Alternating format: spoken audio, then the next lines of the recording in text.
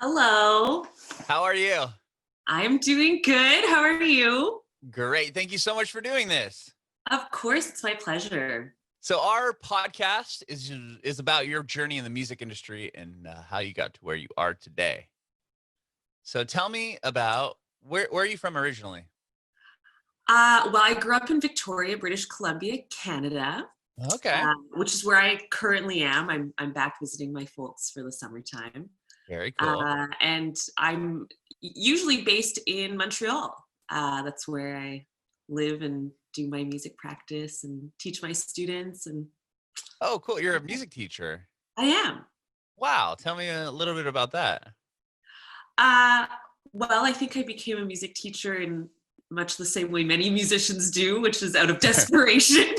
But I have absolutely come to love teaching. I teach private voice and piano lessons, and I also do some community work, working with after school programs and stuff. And I just love it. I think it's so rewarding to just pass the joy of music on, and I learned so much from my students, so keeps me sharp. That's awesome. That's awesome. How did you get into music? Well, I was put in piano lessons as a 4-year-old. Okay. So, I mean, I was very willing. I was always really interested in the piano. There was an instrument around my aunt's place, and I would gently play the keys and listen to it. So I think my parents saw the interest and acuity. And yeah, I was in the classical music world for a very long time. I was kind of like a young festival circuit competitive classical piano world kid, which is so strange. But Really? yeah. So you would like go to competitions? Like, tell me about this a little bit. Exactly. So, it's very bizarre when I describe this to people who don't know about this world. They're like, competitive piano playing. Yeah. Yeah, you do, like, you're put in a category with people who are at a similar level, and you'll kind of perform things from every like historical period. So you'll have like a Baroque piece and a classical piece and a romantic piece, etc., etc. Mhm. Do the sight reading 1, 2, and then at the end of the week they like do your cumulative score, and then someone wins, and then they go on to the next level. I was always very middling, but Mhm. persistent. How far did you make it in the competition? Never very far, but I did do my Royal Conservatory grade 10, which is kind of the top before you go into a more like post-secondary-esque world of the Mhm. conservatory system. So I'm proud of having done that. And then I happily left the classical music world behind. Okay. And then when did you start doing your own thing? Right after that? I mean, I guess I was always writing songs, actually. Okay. That's something that I would just, yeah, very naturally was part of my practice. I was making up songs right away. As soon as I was put in piano lessons, I really like felt like I want to generate my own material. The Okay. narcissism started young, So yeah, and then I think it really actually, I think the thing that really sucked me in was my father bought me Carole King's Tapestry when I was 9 years old. And I think listening to that record changed everything for me, because she's such a brilliant lyricist. And the way that, I mean, there's just not a lot of singer-songwriters whose primary instrument is piano. It's Right. usually the guitar. Yeah, guitar. So that was really profound to me to really get into this artist. And that's such a turning point in Carole King's career too, where she really comes out on her own. So Mhm. I think I learned a lot from that record, and it still influences me. Sorry, you cut out there at the very end. Are you there? Oh, I said I think I learned a lot from that record, and Okay, it yeah, still influences me to this day.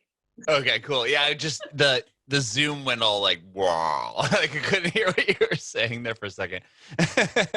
Oh, Awesome. Okay. So you learned a lot from the Tapestry Carole King record, and then tell me about the first song you wrote and released to the masses. Well, okay, I wrote a record that I released to my high school when I was a teenager. Oh, really? Which And I'm deeply embarrassed of, but it's my father's, still to this day, it's his favorite release of mine. He like doesn't care about any of the other stuff I've done. That's not true. He cares, but that but one he really likes this one. Yeah, it's his favorite. But I guess my first kind of what I consider my first real project, I released under my day-to-day name, Peggy Hogan. Okay. That was kind of like a neo soul. It was like a trio. I had just graduated from jazz school, so it was very like heady, complex. I had a lot of things to prove fresh out of jazz school. And then I chilled out, and the next release I did was as Hua Li. And I think that's when I started thinking like, I'm not really this intellectual kind of musician. I really just want to have fun. I don't want to be this like strict band leader yelling at my bass player about some intricate bass line I wrote that's like not idiomatic to his instrument in any way. So I was like, screw the band. I'm going to do a solo thing.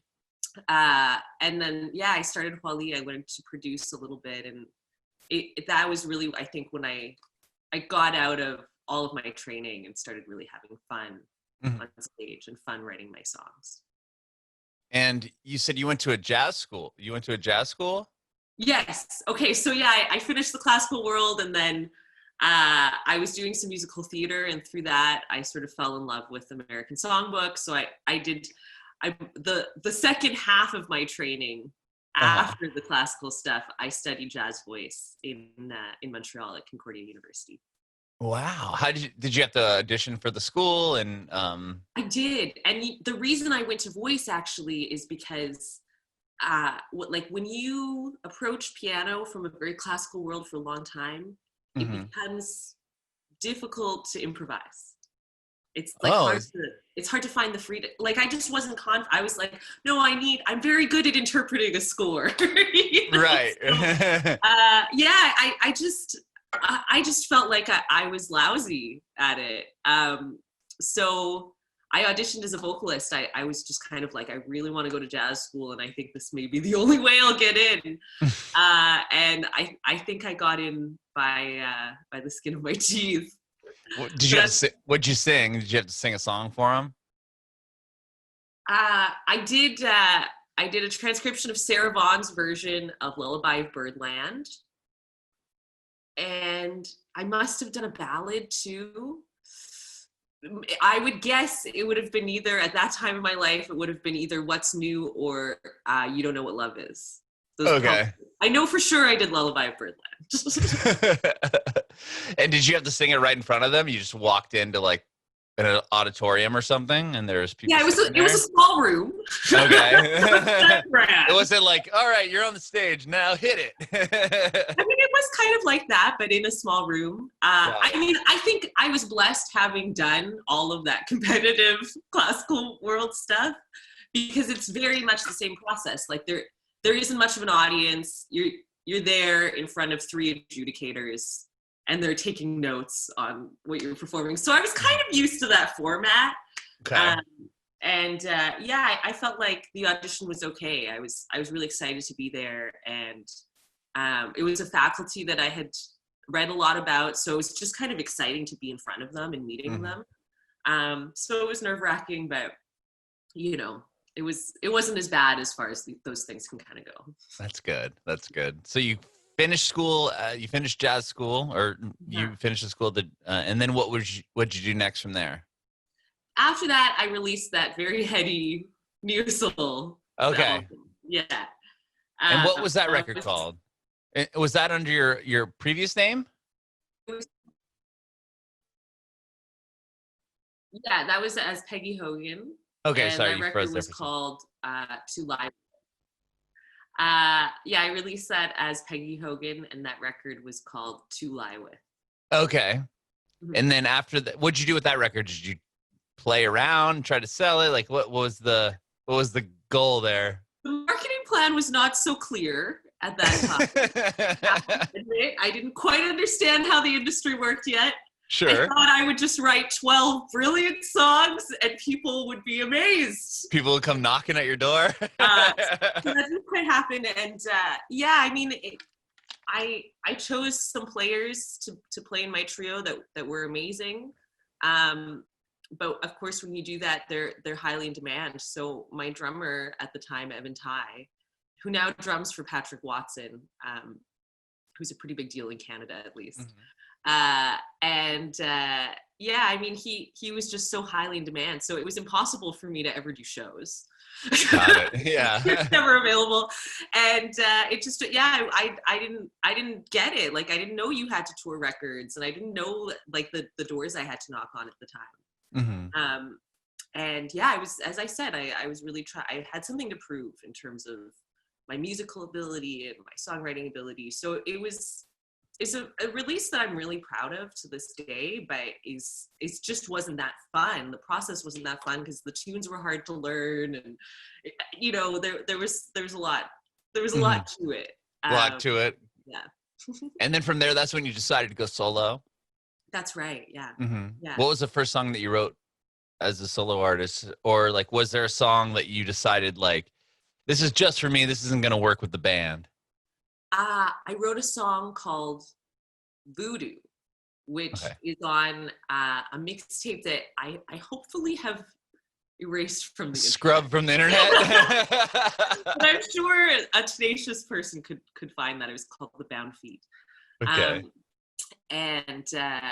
Yeah, it was really an experimentation. I think I was seeing someone at the time who is a brilliant producer. His name is Matthew Otto. He's worked with so many great people like Solange and Moses Sumney, and he was in Magical Clouds at the time.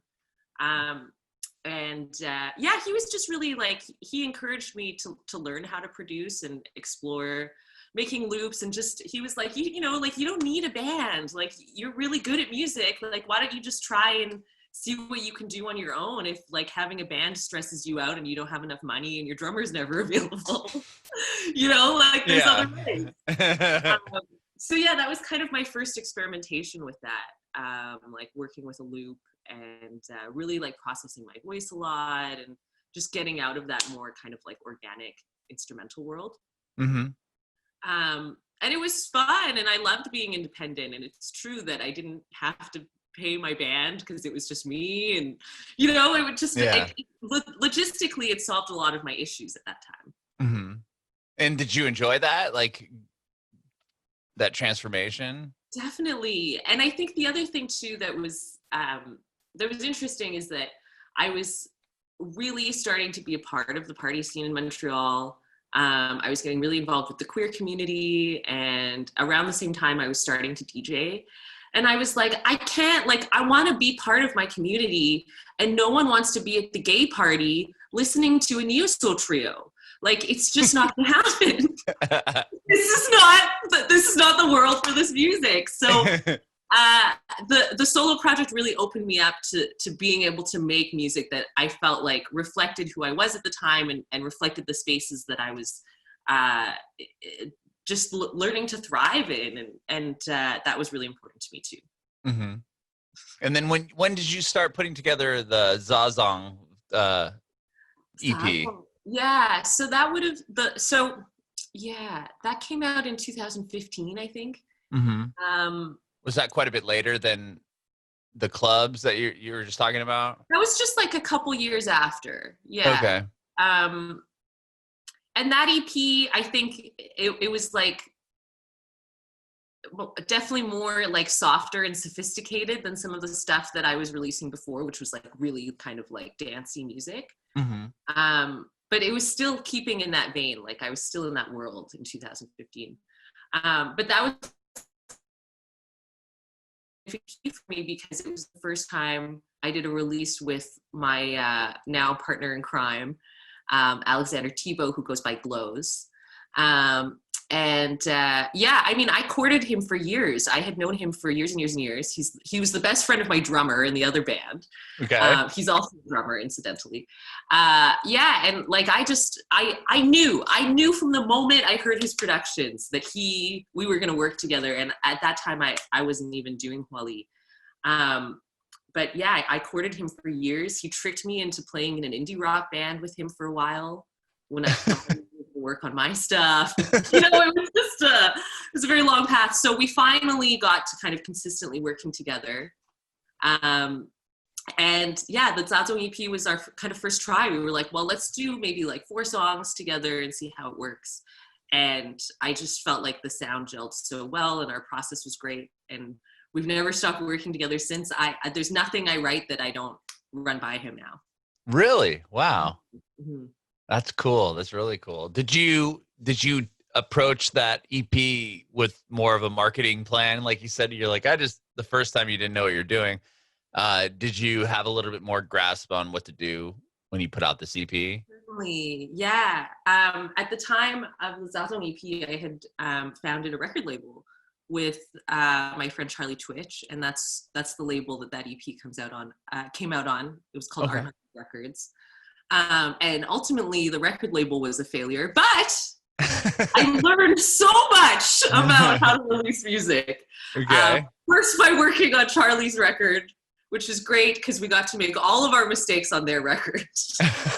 And then we did my EP. So I think I got the better end of the deal. The better end. That's good. But, yeah, I mean, it was so informative to kind of see how things worked from the other side. And I think that just got me out of the whole like ego of the artist of like, well, why should I have to tell people that I'm good? If they just listen to it, they'll know. Right? Isn't that the hardest part? Yeah, and I mean, it was nice that there was always someone else to bounce off of, right? So I was working Charlie's release, and then Charlie would work my release for me, and that worked really well. We had a couple other artists that we were working their releases on too, but I think, yeah, that was informative just to be able to take the step back and do the door knocking for Charlie and really start seeing like, okay, well, these are the important folks, and this is kind of like what it takes. So after that EP came out, I took a long time to work on the full length. I was like, now that I really understand how this ecosystem works, especially in Canada, which is very bizarre because we have the government funding, which is amazing. But even kind of navigating that system is interesting, and it creates sort of like it creates a sense of like overvaluing certain artists based on like, this person gets funding even if they don't have any fans. It makes them seem like they're a really big deal, right? So there's that weird thing in the infrastructure in Canada. How does that work out? Like, what if you I feel like you could just lie about it. I don't know. Like, how do you prove that you're actually working on something? I mean, well, you have to prove to them after. Oh. You have to show proof that you did the project. So you can't just like take the money and then like go to Florida for the winter. That's what I'm wondering. I mean, okay, so there's things you can do, right? Like you could pick, if you really want to leave Canada for the winter, which I know I always do, you can pitch a residency to like the funding organizations, right? So you can be like, well, my next record is inspired by the feeling that I get when I'm in Mexico City in January and February. So, can you give me the funds to go and stay there and pay for the studio? I'll bring a Canadian engineer. You know, you gotta like you just go and give money to another like country. Sure. But even within your own country, I mean, if you're like, hey, I'm a musician, I want to fund this record, like you obviously have to. There's a process. Yeah, and I would think that you'd have to prove something to them before. Certainly, yeah. There's actually a lot of checks and balances in terms of. Are we frozen again? Yeah, sorry. There you go. Yeah, I was saying there's a lot of checks and balances in terms of legitimacy. They're not just handing out money willy-nilly. Mm-hmm. I certainly didn't have access to that money for the first few years of my career. But yeah, I guess the thing is that there are certain types of genres that tend to get more funding than others. And Oh. that's where that kind of, I think, artificial value can arise in Canada. Mm-hmm. Because, I mean, I don't think this is controversial for me to say, actually. The funding is unbelievably skewed toward indie rock because that's what's traditionally really done well in Canada. Mm-hmm. But now, I mean, now we have Drake. So Right. You have a lot of artists. You have there's so many bands. Lot of really interesting hip hop and R&B happening, and I think the funding organizations are not like they're getting there. They're starting to see it. But I think there's still a large portion of that money is going to indie rock, which I think creates an artificial valuation of that genre, where the fans more and more so are going toward things like hip hop and R&B and like electronic music. Oh yeah, that's what I'm wondering. Why they would focus so much on indie rock? If you look at like what records are, Billboard 100, not many of the indie rock artists are achieving that. So I would think that they want to put their money into, or promote the pop artists that could possibly be on the top 5 and be like, hey, we're Canada here, we're the number 1 song or whatever. Yeah, it's weird that they go indie. It's fascinating, and there's certain grants that are more commercial, and then there's like the Arts Councils of Canada, which are very much like, you're pitching like a cultural product to them as opposed to something that's necessarily commercially viable. So there is like a little leeway there, but I think that's good. The cultural organizations are like, oh, an indie rock band. Oh, how sophisticated, So, oh, that's funny. It's an album that's a coming of age story, So it's like, there's that aspect for sure. Got it. But that's so rad that they support the arts so much. Like here in the States, like I feel like it's just a dying thing. Like, oh, you want to be a musician? That's a cool hobby. It's like not like taken seriously. You know what I mean? For sure. Yeah. I mean, I did 30 tour dates with an artist called Fat Tony out of Houston a couple years ago. And I mean, Tony is so tenacious and he really makes it work. And he is like a dedicated like indie artist. He's not trying to enter like the mainstream world, left field and interesting and alternative. Mm-hmm. But yeah, I mean, I look at his hustle and I just feel like it's so tough. Like, I'm like, you got to spend so much of your own money on this. Yeah. I mean, I spend a lot of my own money too, but it's just different if you don't have any of that support. And he's at a point now where he has great labels and he's got a great booking agent, and there's people behind him that are helping him do that stuff now. But man, I don't know that I would have been as tenacious if I didn't have some sort of infrastructure to rely on. Sure. Wow. So you got to tour the States, 30 dates? It was Canada and the US. But still, that's cool. Was that the first time you had ever played the US? It was. I mean, no, I shouldn't say that. I had done some one-off shows in New York, which is I think quite typical of Montrealers. It's so close. But definitely my first tour in the States. And that was very cool. I mean, like Canada's great, but it sucks to tour in Canada. It's a huge empty country.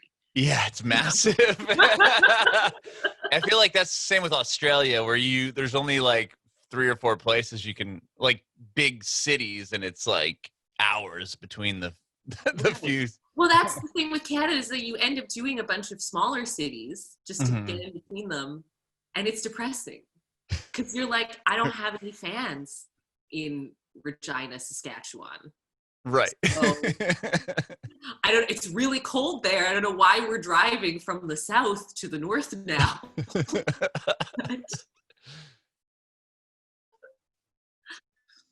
Yeah. It it can be a little demoralizing. Yeah. So your first full length came out the end of last year, right? So there's quite a bit of time in between that first EP and the full length record. Was that just you just wanted to spend time really making sure it was how you wanted it to sound? Yeah, absolutely. I took a long time with those tracks. Alex and I rewrote them quite a few times in those. Well, I would say about like 2 solid years of working on the record and then about a year of shopping it to labels. Oh, wow.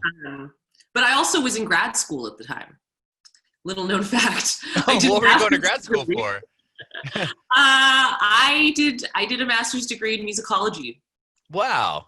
I mean, there's a number of like personal life factors that pushed me to do grad school. Mm-hmm. But I think it definitely wasn't in my plan really. Mm-hmm. And I'm happy I did it. I wrote about East Asian women in rap, so obviously it was something very close to home for me. And sure. It gave me a lot of confidence in terms of like, where do I fit in this genre, and like how can I best package this record to labels? Like I think it helped my pitch a lot to really think about Mm-hmm. I don't know. Being an intellectual helped me pitch myself. So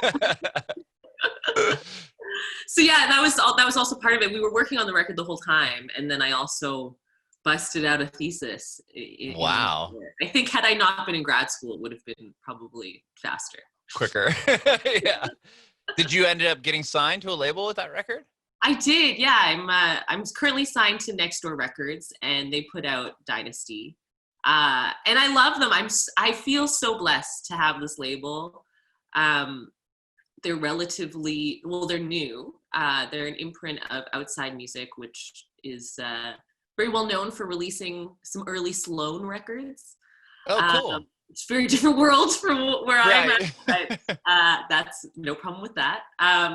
Yeah, and they're just lovely, supportive people, really, really wonderful, very strong grasp on what's realistic in Canada. Mm-hmm.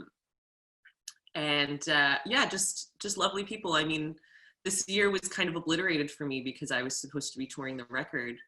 And they were so gracious about, I mean, they were like, we don't have any money right now, but we'll figure something out for you. Mm-hmm.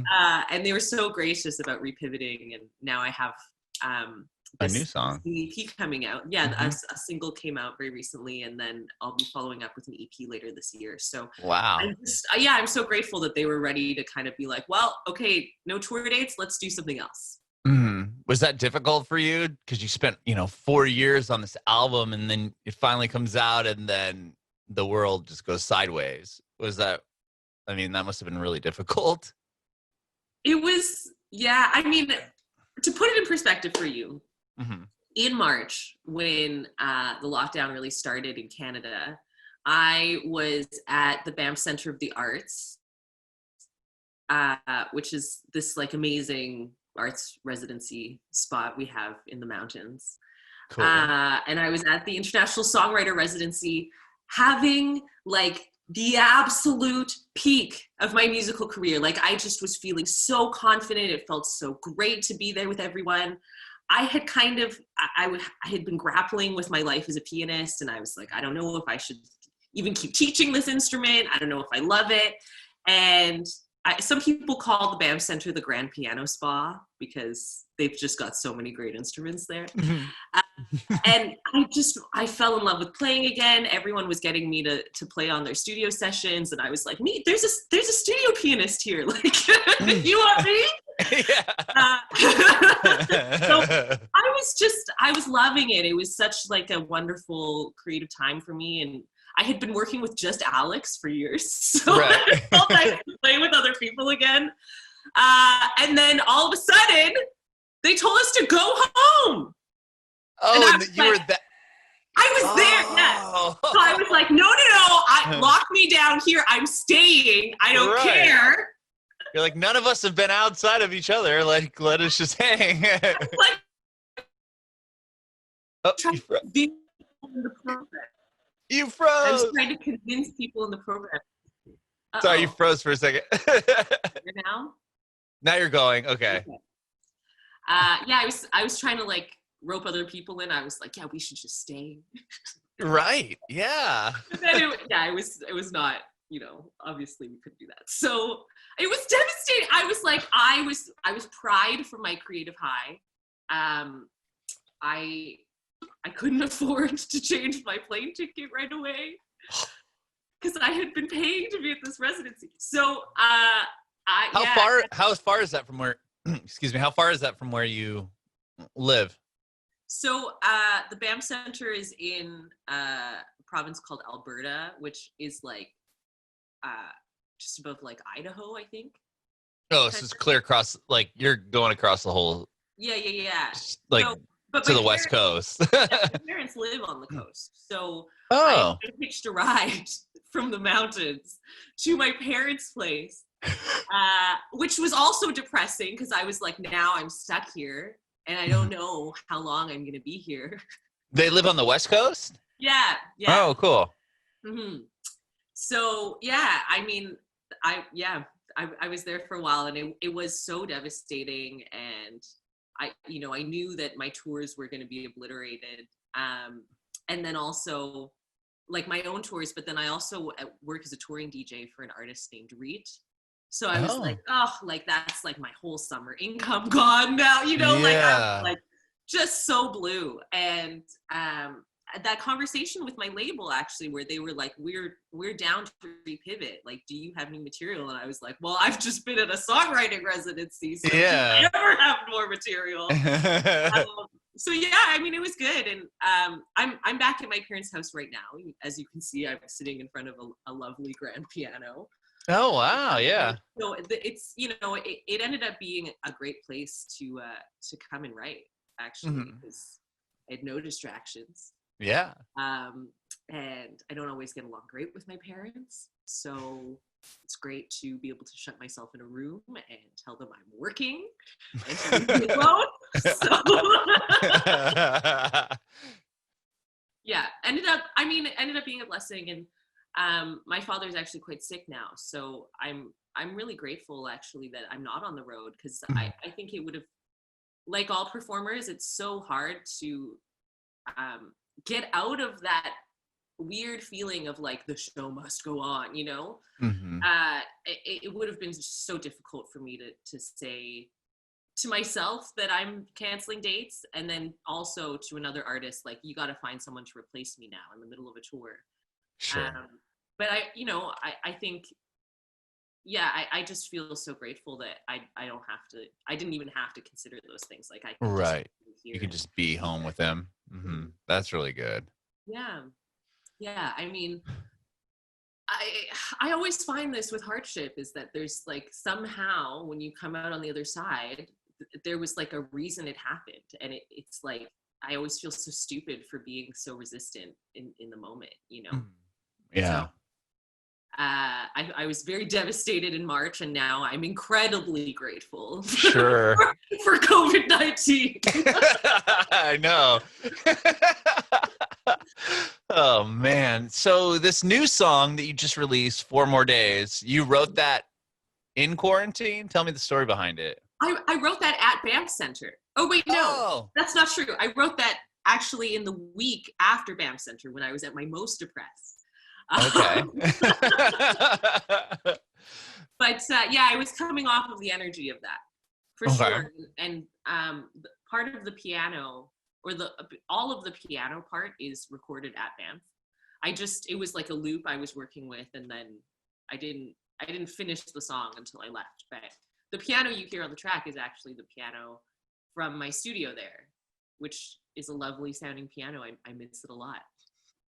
Oh, so you had a studio that what did I read? I thought okay. I read something about you playing, like the piano was from, never mind. Sorry. Okay. Yeah. The studio. I thought you were like in some remote area when I first read it, but I'm never mind. So you wrote there is a little remote.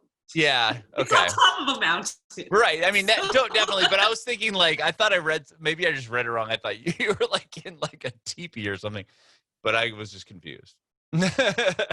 Anyway, that's awesome. So tell me about the song. 4 More Days. Is it about the quarantine? What?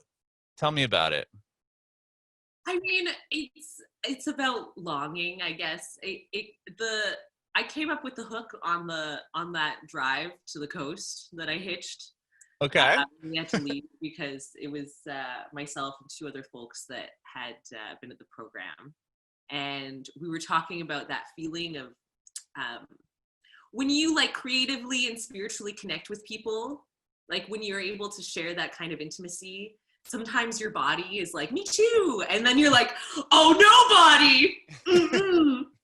This is not what's going to happen here. So we were all kind of talking about that feeling and our various residency crushes. Okay. So that's where I got that idea. Like, bet you would have been mine had we spent 4 more days in the mountains. Because the residency ended 4 days before we were supposed to.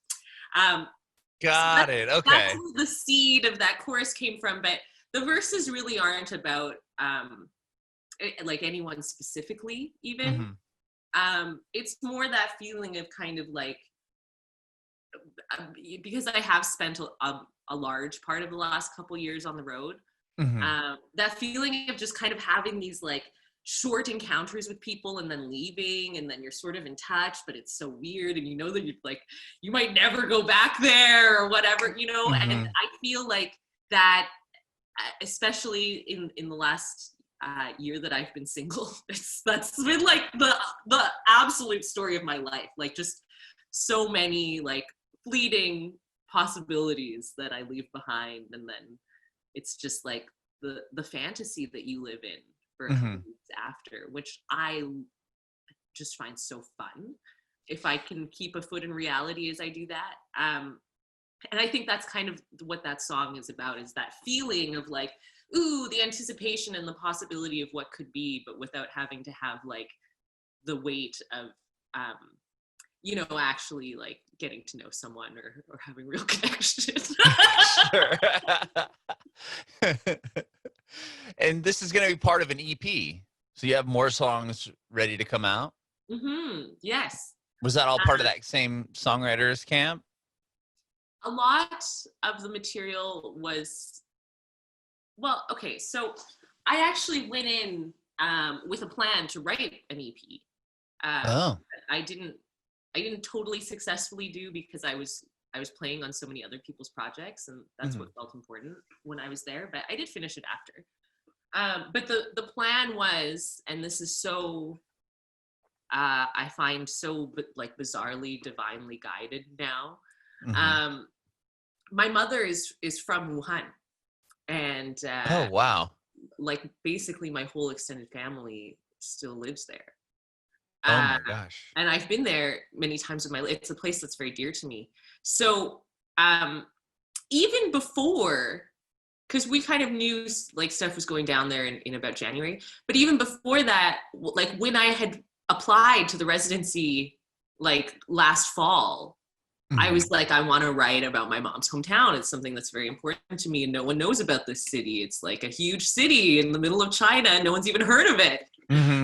I would love to be a North America, Chinese-born Canadian, or Canadian-born Chinese, to like bring Wuhan to the world stage. Sure. Little did I know, a virus was going to beat me to that. Sure.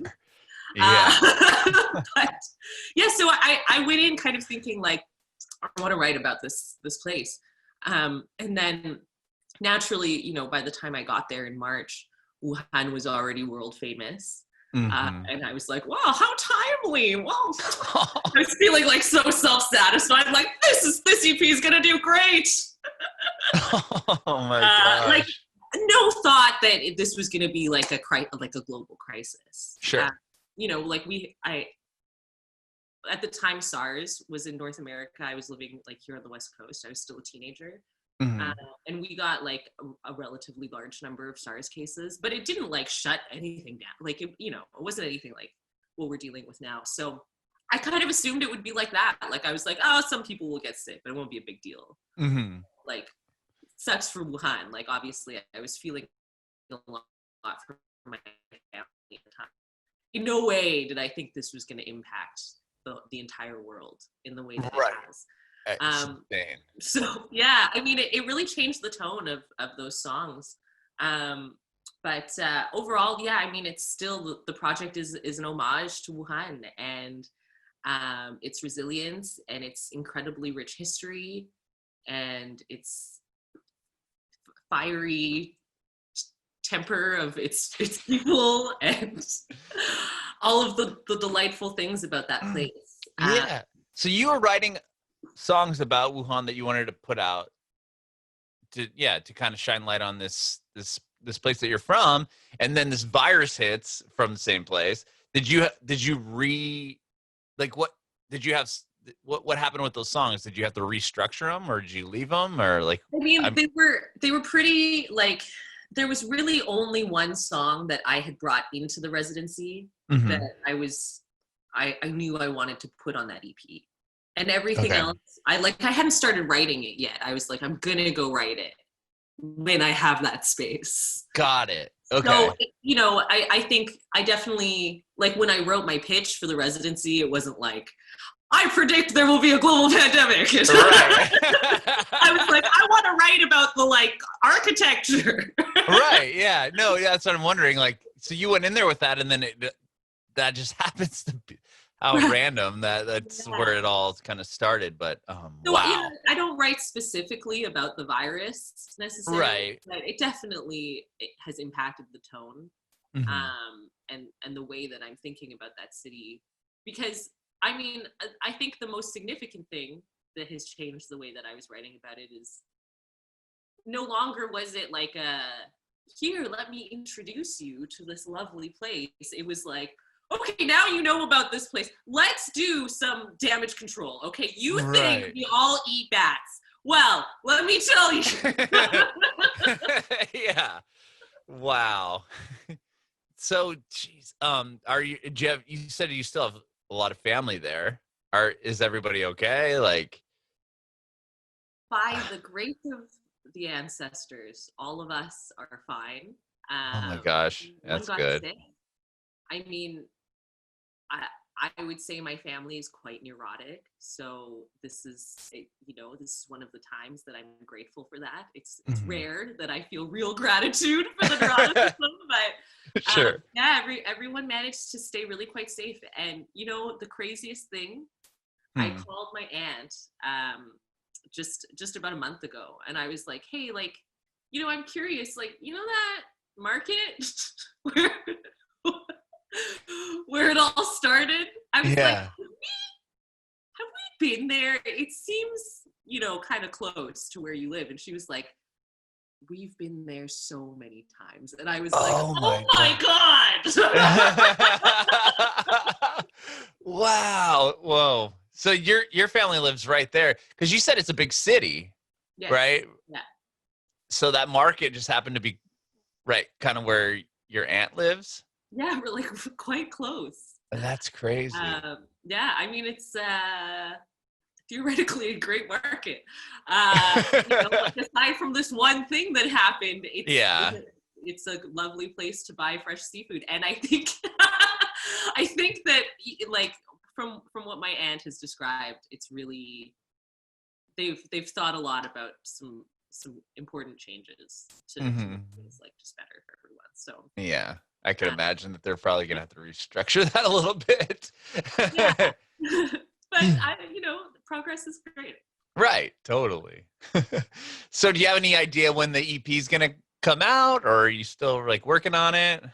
It is slated for October 16th. Oh wow! So you already have a date, everything. Yeah. This is the great thing about having a label, is that they plan your life for you, and then you get to, like, I find it frees me up actually to do a lot more creative work. And this is the first time that I've done a release with them where it's like I'm actually working on a deadline, because of course the record I finished and then I shopped. Right, you had it been done, and you're trying to get. So I was nervous about that a little bit. I was like, oh my God, what if I, like, what if I'm not creative enough before? Right. But it's been fine, and I actually love working on a deadline, turns out, because it makes me finish stuff. So it's moving ahead. As I said, I was here after the residency in Victoria, and then I went back home to Montreal for a couple months, and now I've come back to be with my family. So yeah, Alex and I managed to track all of the vocals before I left. So I left him with some relatively fleshed out demos, and we're able to now kind of just, especially now that the tracking is done, we're able to work quite remotely and just kind of pass the sessions back and forth. So yeah, we're ready. I mean, the 4 songs are I wouldn't say they're finished, but like all of the elements are there, and we're really in a shining and polishing stage now. I love it. That's awesome. And have you done anything to promote the current song? Like, do you go on Instagram Live or Facebook Live or do any of those like streaming performances? I've done a couple streaming performances.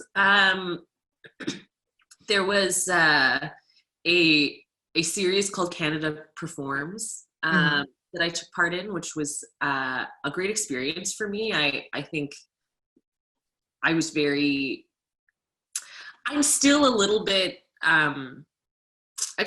snobby about stream performances. Like I need an audience, and I want stuff to sound good. So, it's a tough negotiation for me, but there's definitely been a lot of live stream performances that I've enjoyed over these past few months. I think I like DJing as in that format better. Really? Yeah. There's been we have this thing that was started in Toronto called Club Quarantine. Oh, that's cool. And anytime I've DJ'd with them, it's been so fun. It really does feel quite communal. But there's something about because when you're DJ, everyone's in the comments, and it's they highlight people dancing in the Zoom. Oh, cool. Yeah. It feels like everyone's there. Whereas in a stream performance, I don't know, I just feel like I miss the interaction. So yeah, you're just kind of playing to your phone or computer or whatever. Yeah, that's a little tougher for me, but yeah, we're working on it. I have to admit, I haven't promoted this last single nearly as much as I normally would, just because I'm going through everything else going on right now. Yeah, but there will be a music video coming out. There's going to be a video for 4 more days, and then we're working on another one for the next single for this EP, which is called Water. So there's that stuff. I'm sure there will be other kind of performances coming up. And I did a kind of semi-socially distanced show just before Montreal. Yeah, a few weeks ago. How was that? Absolutely terrifying, actually. Really? Yes, I have a lot of COVID anxiety. Oh yeah, I can imagine. I'm definitely one of those people. This hat that I'm wearing right now turns into a face shield. Does it really? Yes. There's there's a zippered thing that I can put on it that turns it into a face shield. I'm scared. Okay. I'm one of the people that wears 5 masks, and that's my wife's like that. She's I'm afraid. So yeah, I was pitched this show that was meant to be a pure live stream. And I was very excited for it. It's in this beautiful space called the SAT in Montreal, and they have this 360-degree projection dome surface, which is just so cool. They do these fully immersive projection experiences. So they wanted to have me performing and DJing in there, a hybrid set, sort of live / DJing. And it was supposed to be multiple camera angle live stream. And then City of Montreal was venues, you go ahead and have 50 people. So they did that, and I was like, this is not what I agreed to. Right, yeah, because wait, there's 50 people showing up here? Yeah. If there's any shape of room that I do not want to be in a virus, it is a dome. Yeah. And I was like, no! But I also, on the other hand, really wanted to perform. I was feeling it was about a month after the murder of George Floyd. There's this like resurgence of the Me Too movement now. Mm-hmm. It was also the anniversary. The show was the anniversary of this violent siege of Indigenous land just outside of Montreal. So it was just a very heavy time. Like I was feeling very heavy. Plus, you know, the personal stuff I'm going through with my family. Mm-hmm. And I just, as afraid as I was of entering a room of 50 people, I needed to perform. And it was so cathartic. Like I didn't even realize before going in how badly I needed to do that. And I think if you search like SAT Hua Li Domesicle, you can find that performance. But I mean, the first 20 minutes, I'm basically doing a Kanye rant. Oh, really? As I DJ, I'm just like, everything's crazy! And then yeah, I sing some songs, but it was just so cathartic. And I forgot, I don't know, I guess through the intensity of the social moment right now, I was really feeling lost. Like I was like, I thought I was an activist. Like I thought I was active, and I was like, what do I do? Like I'm scared to go to the marches because I'm anxious. And you know, like, how do I contribute? Like I don't understand how I felt so plugged in before. And I think doing that, I was like, oh yeah, this is how I do my activism. Like I get on stages and I talk about what's important to me. So it was good to be reminded of that and find that place again for sure. Sure. Wow. How did they do it? Like 50 people, that's still like, did they have to stay 6 feet away number from of people. Yes, I know. I'm trying to figure out 50 people with 6 feet in between them, like how big that space really would have to be. The dome is quite large, which is nice. I think usually it's about a 350 cap room. So wow, yeah. You know, I mean, that's like standing, and people are really packed in. But did they keep it pretty safe, so to speak? Yeah. So the rules were that you have to be seated in the space. Like you're not. Oh, okay. They didn't just let 50 people. Well, like wander. Yeah. So it was a seated show, which is also, you know, like it's hard to get excited for a seated show, but whatever. Yeah. It was so great. I had a great time. You can watch it. So yeah, they have these beanbag chairs for when they do, like, because they do films and stuff. Oh, cool. Yeah. Do like immersive stuff. So they have these beanbag chairs where you can kind of like recline and look at the whole dome. That's cool. So that's what they had them on. You know, they put 50 of them out. Yeah. I didn't get my tape measure out. But sure, but they were just, they were all seems like they were about 6 feet apart. Yeah. And yeah, it felt fine. I mean, not all 50 people that bought tickets came, which normally I would be very upset about, but in that case, I was like, hooray! Yeah. A little bit less afraid now. Yeah. So yeah, I mean, it felt okay. I mean, there were definitely measures in place. They asked people not to like move around unless they had to, you know, if you're going to the bathroom or whatever. Yeah. Do you think it's sustainable? Like, I mean, a venue like, like you've got a venue that you just played that's supposed to be 350 cap and only 50 people can show up. Like how are venues, I don't know how venues are going to survive. Like if they can only sell, you know, that small of a number of tickets, and then you have to still pay probably the same amount of people to run the show and the doors and everything else. It just doesn't, I don't know. It is totally unsustainable.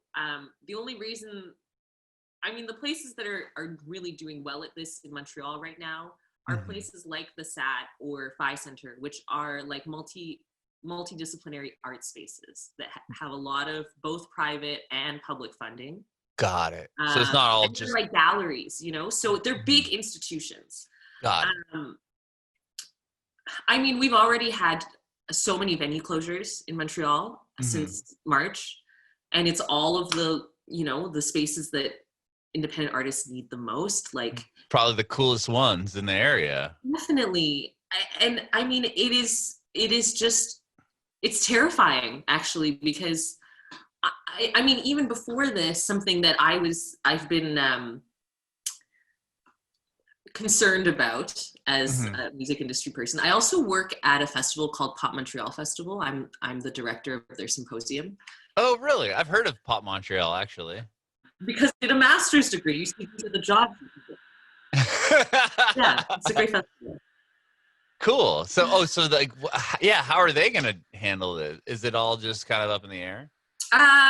Well, I mean, this is the other crazy thing. So Quebec, which is the province that Montreal is in, just announced that they're going to allow 250 cap concerts now. So wow. I haven't talked to the team recently. I'm like, that's too many. I'm afraid. Like, I'm always, any meeting that we have, I'm like, I don't know. I'm very scared. But I mean, I don't know. I don't know that we'll even go up to that number. I think we tend to be a little bit more modest than the folks, but we do have a couple quite large venues that I think we're going to try to have like very controlled, socially distanced shows in.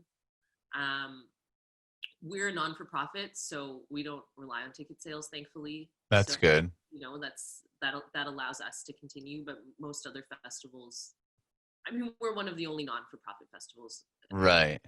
Yeah, because everything else has just been, I mean, they were trying to say, oh, Coachella is going to happen in October. It's like, yeah, right.